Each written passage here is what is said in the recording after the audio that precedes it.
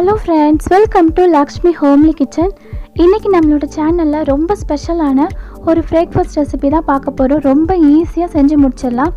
நான் இன்னைக்கு ரவையை மட்டும் வச்சு ரொம்ப வெரைட்டியான ரெசிபி செஞ்சு காமிச்சிருக்கேன். நம்ம சடனா கெஸ்ட் வந்தா கூட தோசை மாவு இல்லாத டைம்ல எல்லாருக்குமே ரவை ஈஸியா கிடைக்கும். அந்த ரவையை வச்சு எப்படிலாம் நம்ம டிஃபரெண்டா வெரைட்டியா ஒரு பிரேக்ஃபாஸ்ட் ரெடி பண்ணலான்றதை நான் இன்னைக்கு ஷேர் பண்ணியிருக்கேன். நான் இன்றைக்கி ரவையை வச்சு ஒரு கிச்சடி, இட்லி, தோசை, ஒரு ஸ்வீட்டான அடை, ஒரு ஸ்வீட்டான பால் கேசரி, ரொம்ப சூப்பரான கிறிஸ்பியான ரவை வடை கூட செஞ்சு காமிச்சிருக்கேன்.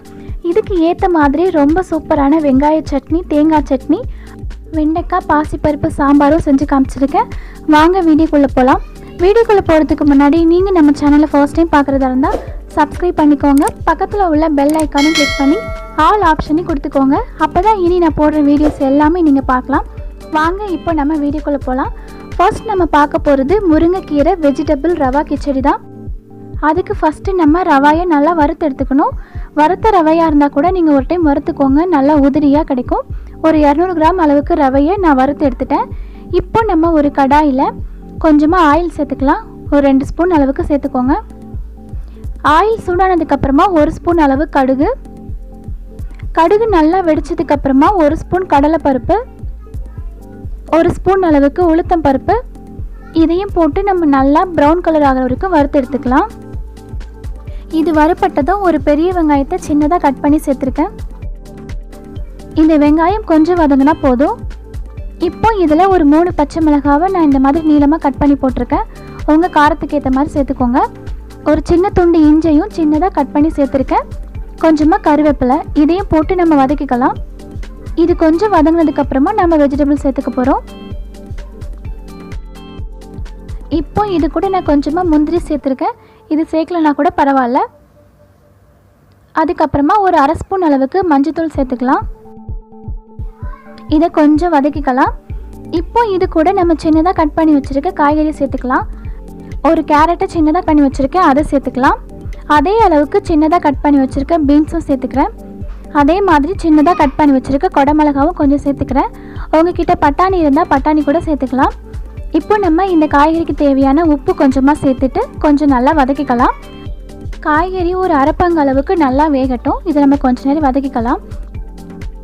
இந்த காய்கறி கொஞ்சம் வதங்கினதுக்கப்புறமா ஒரு கைப்பிடி அளவுக்கு முருங்கைக்கீரை வச்சுருக்கேன், அதை சேர்த்துக்கிறேன். நம்ம இந்த மாதிரி முருங்கைக்கீரையோடு சேர்த்து ரவை கிச்சடி செஞ்சு கொடுக்குறப்போ ரொம்ப ஆரோக்கியமாக இருக்கும். சர்க்கரை நோயாளிங்க கூட இந்த ரவா கிச்சடியில் கோதுமை ரவை சேர்த்துக்கலாம். அப்படி கோதுமை ரவை சேர்த்து இந்த காய்கறி கூட சேர்த்து சாப்பிட்றப்போ அவங்க உடம்புக்கும் ரொம்ப ஹெல்த்தியாகவே இருக்கும். இப்போ நம்ம காய்கறிகள்லாம் வதங்கிடுச்சு. இதுக்கு தேவையான அளவுக்கு தண்ணி சேர்த்துக்கலாம். 1 கப் ரவைக்கு 2.5 கப் அளவுக்கு தண்ணி சேர்த்துக்கோங்க. அப்போ தான் கரெக்டாக வெந்து வரும். இப்போ நமக்கு தண்ணி கொதிக்கட்டும். இப்போ தண்ணி கொதிக்கும் போது இது கூட அதுக்கு தேவையான அளவுக்கு உப்பு சேர்த்துக்கலாம். இப்போ தண்ணி கொதிச்சிருச்சு. நம்ம வறுத்து வச்சுருக்க ரவையை கொஞ்சம் கொஞ்சமாக சேர்த்து நல்லா மிக்ஸ் பண்ணிக்கலாம். இப்போ இது நல்லா வெந்து தண்ணியெல்லாம் வற்றட்டும். நல்லா தீய சிம்மில் வச்சுட்டு மூடி வச்சுருங்க, அது நல்லா வேகட்டும். இப்போ நமக்கு ரவை நல்லா வெந்துருச்சு. இந்த அளவுக்கு நல்லா உதிரியாயிடுச்சு.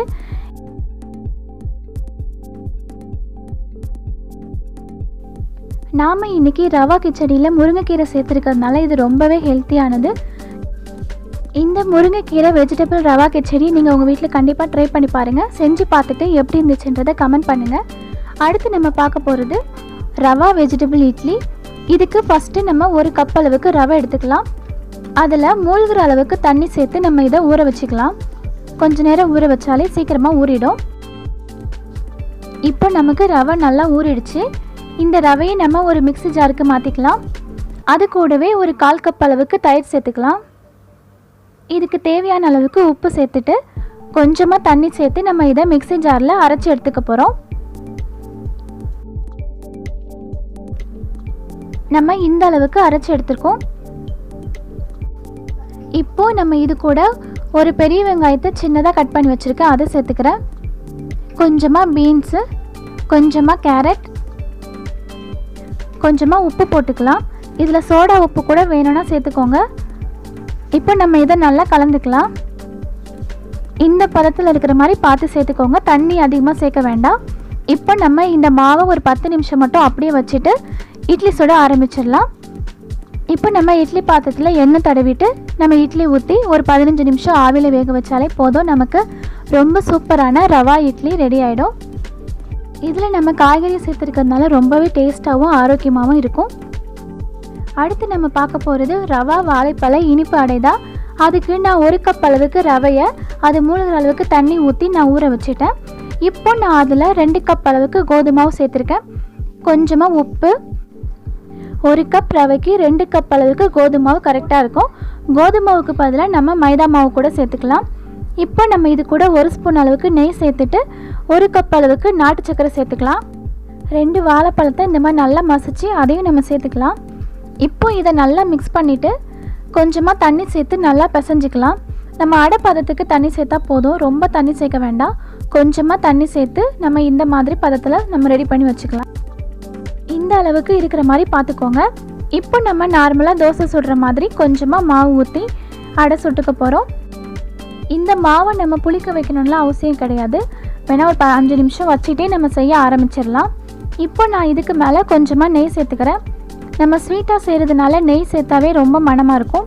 ஆயிலில் கூட செய்யலாம், ஆனால் நெய் சேர்க்கும்போது இன்னும் கொஞ்சம் டேஸ்ட் நல்லாயிருக்கும். இப்போ நமக்கு ஒரு பக்கம் நல்லா வெந்துருச்சு. இப்போ நம்ம இந்த அடையை திருப்பி போட்டுக்கலாம். இப்படி நம்ம 2 பக்கமும் நல்லா ப்ரௌன் ஆகிற வரைக்கும் வேக வச்சு எடுத்தால் நமக்கு சூப்பரான ஸ்வீட்டான ரவா அடை ரெடி ஆகிடுச்சு.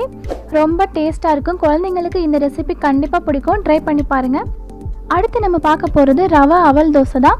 இதுக்கு 1 கப் அளவுக்கு ரவை எடுத்திருக்கேன். அதே கப்பில் 1/4 கப் அளவுக்கு அவல் எடுத்துக்கலாம். இதை நம்ம தண்ணி ஊற்றி இன்னும் ஊற வைக்கணும். இது மூழ்கிற அளவுக்கு தண்ணி ஊற்றிக்கோங்க. இதை நம்ம ஒரு 5லேருந்து 10 நிமிஷம் ஊற வச்சாலே போதும். இப்போ நமக்கு ரவையும் அவலும் நல்லா ஊறிடுச்சு. இந்த ரெண்டையும் நம்ம ஒரு மிக்ஸி ஜாருக்கு மாற்றிக்கலாம்.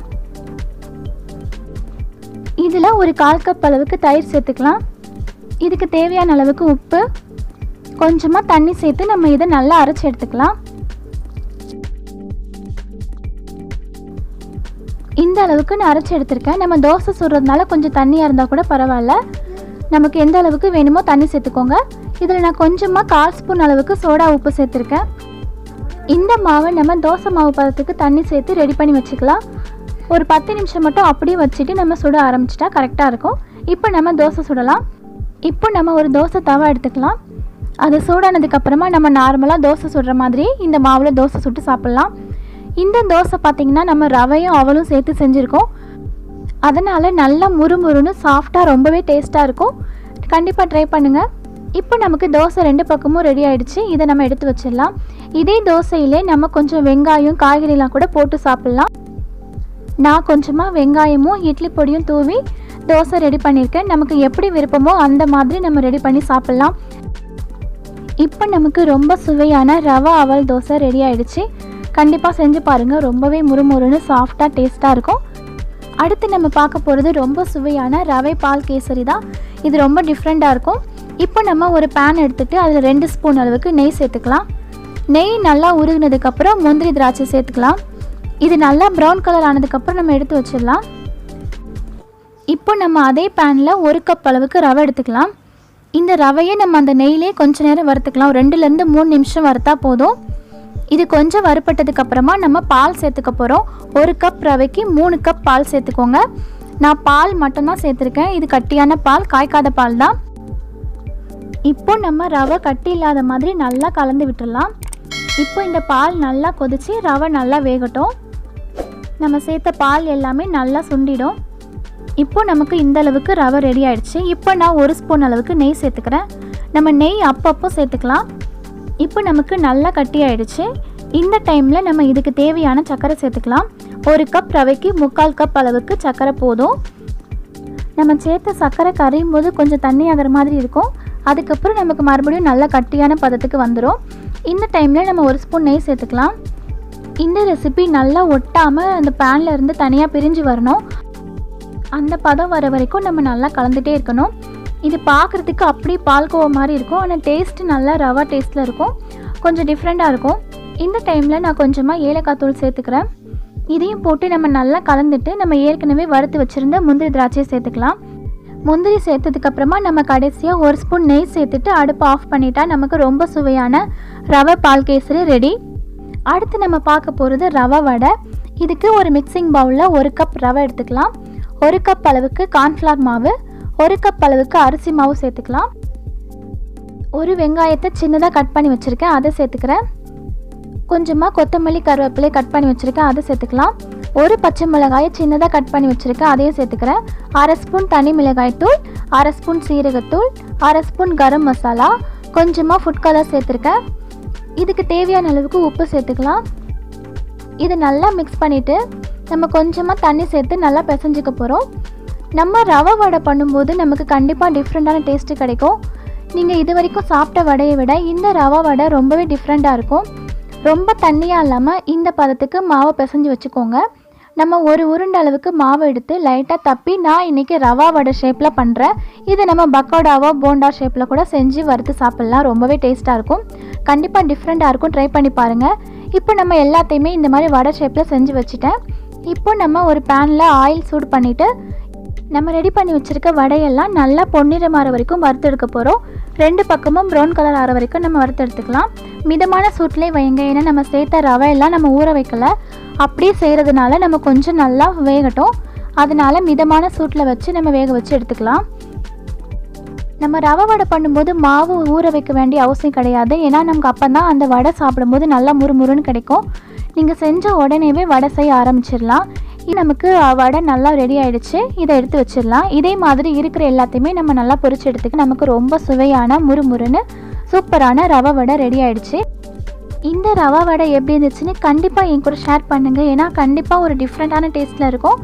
செஞ்சு சாப்பிட்டு பார்த்துட்டு எப்படி இருந்துச்சுன்றதை மறக்காமல் ஷேர் பண்ணுங்கள். இது வரைக்கும் நம்ம பார்த்த இந்த ரவா ரெசிபிக்கு எல்லாத்துக்குமே மேட்ச் ஆகிற மாதிரி 2 சட்னியும் ஒரு குழம்பும் செஞ்சுருக்கேன். வாங்க அது எப்படி செய்யுதுன்றதை பார்க்கலாம். நான் இன்றைக்கி ரொம்ப சிம்பிளான ஒரு வெங்காய சட்னி, ஒரு தேங்காய் சட்னி, அதுக்கப்புறம் வெண்டைக்காய் பாசிப்பருப்பு போட்டு ஒரு சூப்பரான சாம்பாரும் செஞ்சு காமிச்சிருக்கேன். ஃபஸ்ட்டு நம்ம தேங்காய் சட்னி எப்படி செய்யுதுன்றது பார்க்கலாம். அதுக்கு ஃபஸ்ட்டு ஒரு மிக்ஸி ஜாரில் கொஞ்சமாக தேங்காய், காரத்துக்கு ஏற்ற மாதிரி பச்சை மிளகாய் சேர்த்துக்கலாம், கொஞ்சமாக சீரகம்,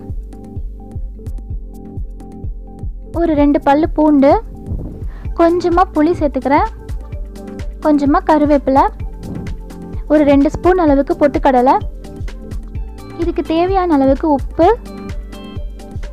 இது எல்லாத்தையுமே சேர்த்துட்டு நம்ம தண்ணி ஊற்றி அரைச்சி தாளித்து எடுத்துக்கிட்டால் நமக்கு தேங்காய் சட்னி ரெடி ஆகிடும்.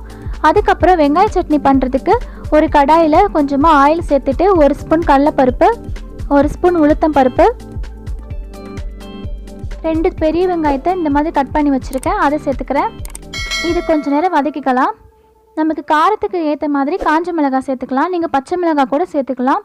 ஒரு சின்ன துண்டு இஞ்சி, 3 பல்லு பூண்டு நான் போட்டிருக்கேன். ஒரே ஒரு தக்காளி பழத்தை டேஸ்ட்டுக்காக போட்டிருக்கேன். இது போடாமல் கூட செய்யலாம். இதுக்கு தேவையான அளவுக்கு உப்பு சேர்த்து நம்ம இதை நல்லா வதக்கிக்கலாம். இது கூட கொஞ்சமாக கருவேப்பிலையும் சேர்த்துக்கிறேன். இது நல்லா வதங்கினதுக்கப்புறமா நம்ம ஆற வச்சுட்டு மிக்ஸி ஜாரில் அரைச்சி தாளித்து ஊற்றினாலே நமக்கு சூப்பரான வெங்காய சட்னி ரெடி ஆகிடும். அடுத்து நம்ம பார்க்க போகிறது பாசிப்பருப்பில் வெண்டைக்காய் போட்ட ஒரு சூப்பரான டிஃபன் சாம்பார் தான். வாங்க எப்படி செய்யுதுன்றது பார்க்கலாம். 100 கிராம் அளவுக்கு பாசிப்பருப்பை நல்லா கழுவிட்டு நம்ம பாத்திரத்தில் வேக வச்சு எடுத்துக்க போகிறோம். இது கூட 1/2 ஸ்பூன் பெருங்காயத்தூள் சேர்த்துருக்கேன். நீங்கள் குக்கரில் செய்கிறதா இருந்தால் 2-3 விசில் விட்டாலே போதும், வெந்துடும். இது நல்லா வேகட்டும். இப்போ நம்ம ஒரு கடாயில் தேவையான அளவுக்கு ஆயில் சேர்த்துக்கலாம். ஆயில் நல்லா சூடானதுக்கப்புறமா 1 ஸ்பூன் அளவுக்கு கடுகு சேர்த்துக்கலாம். நம்ம கடுகு நல்லா வெடிக்கிறோமா ஒரு 1/2 ஸ்பூன் அளவுக்கு சீரகம் சேர்த்து இதுவும் நல்லா வதங்கினதுக்கப்புறமா நான் ஒரு 100 கிராம் அளவுக்கு சின்ன வெங்காயம் கட் பண்ணி வச்சுருக்கேன், அதை சேர்த்துக்கிறேன். ஒரு பூண்டை உடச்சி வச்சுருக்கேன், நான் இது கூட அதையும் போட்டு வதக்கிக்கலாம். காரத்துக்கு ஏற்ற மாதிரி பச்சை மிளகாவும் சேர்த்துக்கலாம். இது கொஞ்சம் நேரம் வதங்கட்டும். இது கொஞ்சம் வதங்கினதுக்கப்புறமா நான் கொஞ்சமாக வெண்டைக்காய், அவரைக்காய் வச்சுருக்கேன். இன்றைக்கி நான் அந்த சாம்பாருக்கு இந்த காய்கறி தான் சேர்க்க போகிறேன். ஃபஸ்ட்டு நம்ம வெண்டைக்காவை சேர்த்து வதக்கிக்கலாம். அதில் இருக்கிற கொஞ்சம் வளவளப்பு போனதுக்கப்புறமா நம்ம அவரைக்காய் சேர்த்துக்கலாம். இந்த வெண்டைக்காயும் அவரைக்காயும் நல்லா வதங்கணும். அது வதங்கினதுக்கப்புறமா ஒரு தக்காளியை நான் கட் பண்ணி போட்டிருக்கேன். தக்காளி வதங்கிறதுக்காக கொஞ்சம் உப்பு சேர்த்து நம்ம இதையும் நல்லா வதக்கிக்கலாம். இது எல்லாம் நல்லா வதங்கினதுக்கப்புறமா 1 ஸ்பூன் அளவுக்கு சாம்பார் பொடி, ஒரு 1/4 ஸ்பூன் மஞ்சள் தூள், ஒரு 1/2 ஸ்பூன் அளவுக்கு வீட்டில் அரைச்ச குழம்பு மிளகாத்தூள், இதையும் சேர்த்து நம்ம நல்லா வதக்கிக்கலாம். இது கொஞ்சம் வதங்கினதுக்கப்புறமா நம்ம வேக வச்சு வச்சுருக்க பாசி பருப்பை சேர்த்துக்க போகிறோம்.